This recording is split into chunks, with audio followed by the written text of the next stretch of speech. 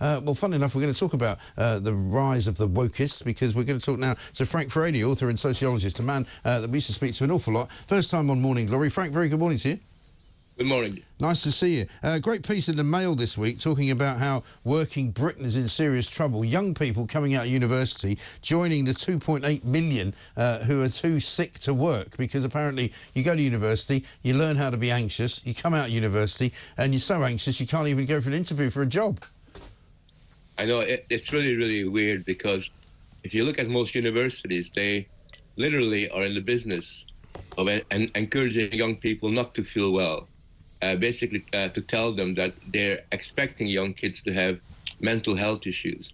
And we live in a world where as children grow up and then become teenagers and then university students, they're told all the time that various psychological problems are normal, that being mentally ill is also normal.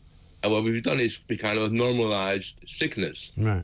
So therefore it's not surprising that kids become disoriented, confused, don't know who they are. And when they leave university, they really are struggling to deal with the challenge of going to work and becoming a kind of paid-off members of adult society. Of society, yeah. I mean, I talk to people all the time in this business that I'm in, and also in other businesses as well, who, you know, are trying to recruit young people out of university. They do job interviews. They have, you know, sort of, you know, open days where people come to work and look at what they could be doing. And, you know, I keep getting told that, you know, more and more of these kids say basically, well, the thing is, you know, I don't really want to come to an office every day. I'd quite like to work from home a lot of the week. I'd like a big, you know, work-life balance. You know, I'm anxious about travelling. I don't want to be commuting every single day, you know, and I'm not even sure I want to do the job, you know, more than sort of 3 months out of 5, because, you know, I want to, you know, make sure that my mental health is protected. And you're kind of going, sorry? You know, when I started working, and as I'm sure when you started working, you were delighted just to be making a living and making money. Yeah, this is very true. And it's actually not their fault, because it's very easy to point the finger at these young boys and, well, young men and young women who are behaving like children. But it's not their fault, because they were educated and socialized into becoming forever kids.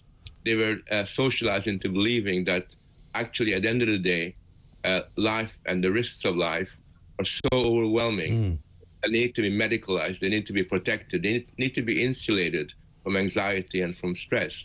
And you have a situation these days when you have university examination, you got this long queue of people in front of the counselor's office, and they're all getting sort of a piece of the paper saying that little Mary should be excused from this exam because she broke up with her boyfriend last week.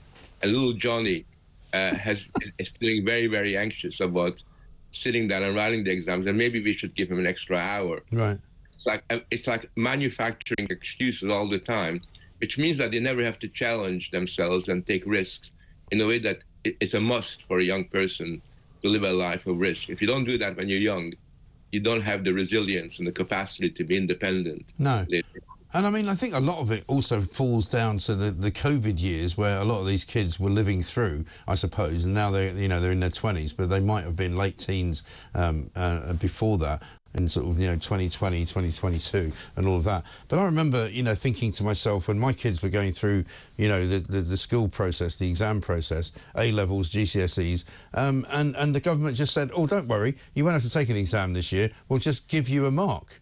And so they never actually sat the exam, they were just given a mark. And of course the mark was overinflated to make them feel better about themselves. Yeah, this is very true. These days when you mark somebody, you're almost giving them a gift. Yeah. A smiley face or two. It's important to remember that all these problems kicked in even before COVID. Yeah. Although it's tempting to see the lockdown as a main contributor, all that the lockdown did was just accelerate a process that's been in place beforehand.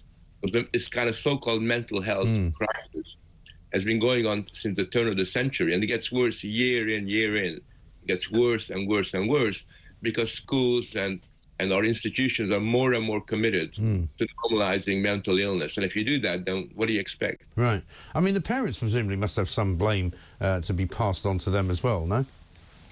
Up to a point, but you have to remember that parents are told that if they discipline their children too much, then they're irresponsible. They might even be prosecuted. Yeah.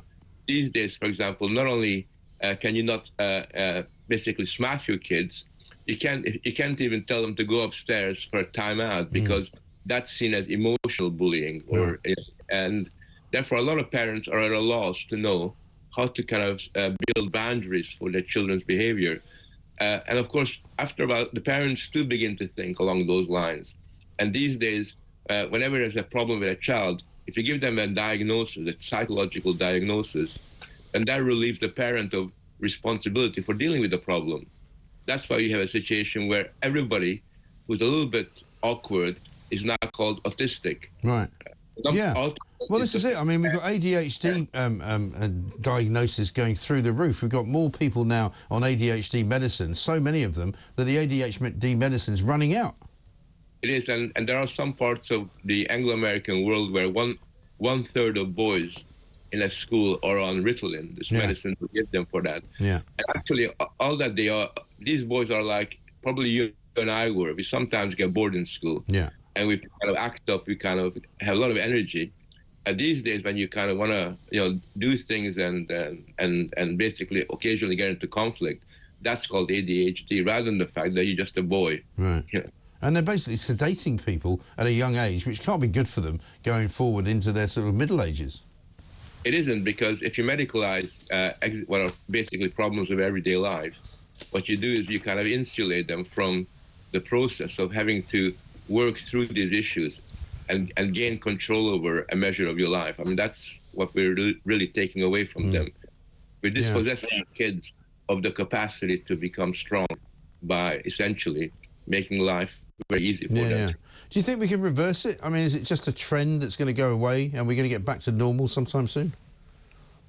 Not in the short or medium term, because for the last 35, 40 years, it's been getting worse. Year in and year in, it's been getting worse. I think that essentially until we begin to challenge what I call therapy culture, where you basically imagine that a child is a potential patient rather than a strong boy or a strong girl that we need to cultivate, whose strength we need to cultivate, things are not going to change. And I think at some point we will realize that if we turn society into a kind of infantilized sort of version of a big nursery, then we're going to have mega problems in the future.